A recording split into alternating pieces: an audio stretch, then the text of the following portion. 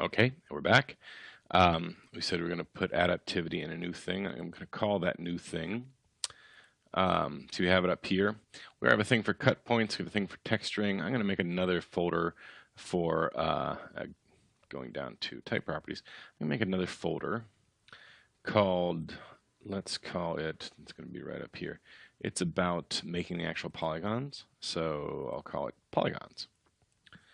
Polygon, actually we'll call it polygon creation, right? Polygon creation, unless that's too onerous when we see it.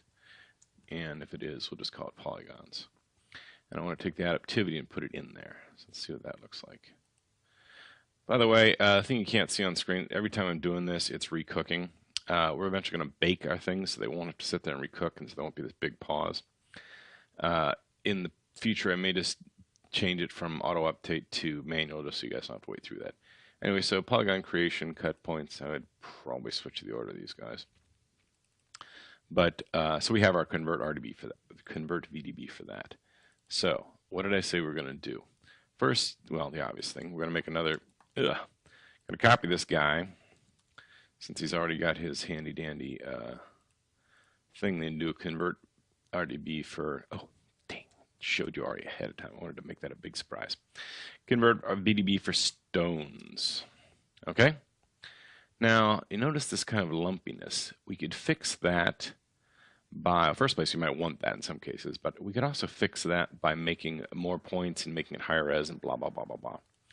But the thing that tends to be helpful is because we're starting from volumes, we can throw in a VDB smooth into here.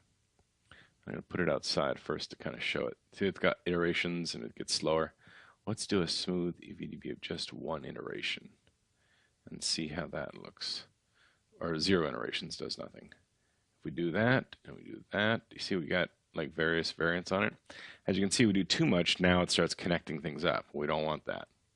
So this is one of those things that the smoothing iterations we're not going to have, or we're probably going to have it as 0 for these guys, but we're going to want that when we get to the other stones, because it does give this kind of neat, you know, aside from getting rid of the bumpiness, it also gives this neat softness to the things. Bricks won't do this, but remember, we're going to make this general for other things, and like those big stones, they probably will want that, maybe even a lot of it.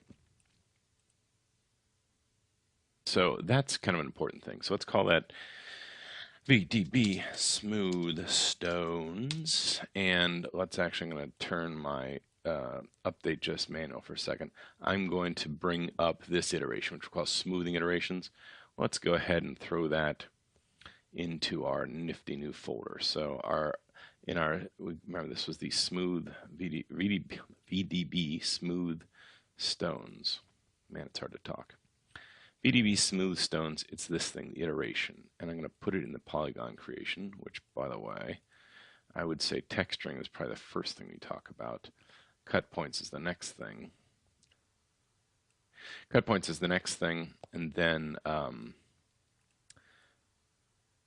there. Texturing, cut points, polygon creation. Again, why am I being so anal about this? Partly because when you're using this, as you'll see, when we use this as a user ourselves, we're usually making this as an artist because we're going to make some stuff for the show. I want these guys to be. See, now it says the texturing will be the first thing you mess with, then you mess with the cut points, then you mess with the polygon creation. So the user interface should kind of flow with our actual thing. Again, we're not really making software for someone else, unless we have a team doing this. We're probably making it for ourselves, but even then it's a good idea to do that. Okay, so we're going to do that there. Now, with the smoothing on the mortar, we're going to want to do the same thing. There might be times where we do a separate set of separate smoothing for the mortar versus the stones. In these tests I've done so far doing it, it's always kind of looked not so bad just doing the same one on each one. So I'm going to leave it there, but not actually muck with it too much. Okay, so let's, what should we do? These guys, first place, we said we'd make things black if they used a parameter, so we would know what uses parameters. These guys both do as well. And I'm going to say we want to make a group now for these guys. Now the mortar is just one big chunk right now. We haven't chopped it up. That's a thing we do later, so forth, blah, blah, blah, blah. So right now, this is just I'm even going to call it solid mortar. And it's going to be a group called solid mortar of the primitives just because I'm on top of the woody. Because I'll make it purple because groups tend to be purple in my mind. Light purple. Because it's cool. Okay. Now the Stones. Let's talk about the Stones for a second. Awesome band, right? Also good cartoon. So the Stones, in this case, doink, are these guys. Now, we're going to do some stuff later on to this guy. These Stones are getting pretty close to being ready to actually throw into a sim, with the exception of a couple things. But the mortar we're still going to chop up. It's going to be broken up into stuff. The Stones, though, I don't know. Now you notice it already gets a primitive called name. I actually want to give it a different primitive name, so I'm going to use a clean here to remove the name attribute. Remove name attribute. And the reason I'm doing that is because we're going to do I'm sure you've done this trick before yourselves. The old connectivity partition WYSIWYanger to give it its own name that we kind of like versus what it's given it. So here we got this guy, right? Normally I take these guys off because I kind of don't like it, but I'm going to leave them there. Remember, all I want to do right now is remove the attribute called name, which is all I'm really doing with this. But it does help. It does some other things. I mean, clean does some happy things. Okay, so now I want to get whoever's separate and do our connectivity partition trick. You've all done this a million times. All this does is basically gives everybody an attribute that says whether or not they're connected, called class.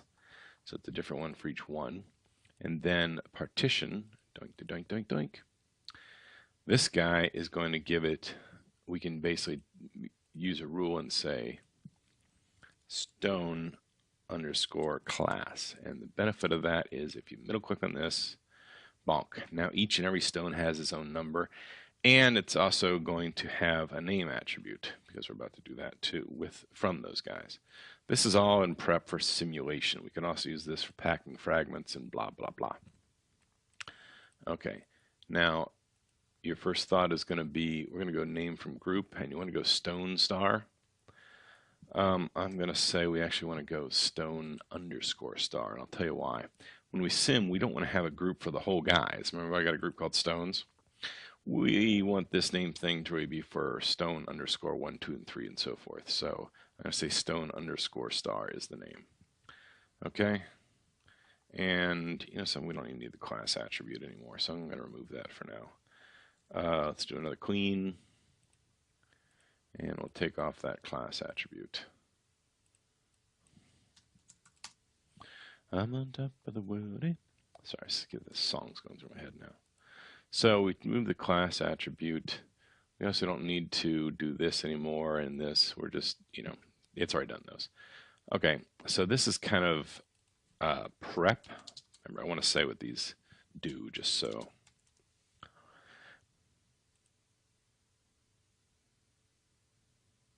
Okay, so we've got our stones and we've got our mortar. Let's go ahead and merge them together. Ooh, exciting moment. Taking our solid mortar and our stones, and this is our stones and our mortar. Okay, nifty, cool. Woo. What's the first thing you notice about this? If these were stones with gooey stuff in between them, I'd be like, awesome. However, in this case, we're making a brick wall, and this is kind of roundish. So I'm actually going to call that rounded. Like it, don't want to kill it, but I do want to say that we're not always going to want that. Like in the case of right now, we actually want them to be flush in the front. We want some kind of flattener to make stuff. And so our next step is we're going to make a flattener. And then we're going to say whether or not we flatten or not. And so come back for the next step. And by the way, notice how these guys do go to the edge and they make solid guys. Cool, cool, cool. That's because we extended things. Nifty. So our next step is going to make a little flattener. And then we'll be almost ready for next step. Okay, come back for the next lesson.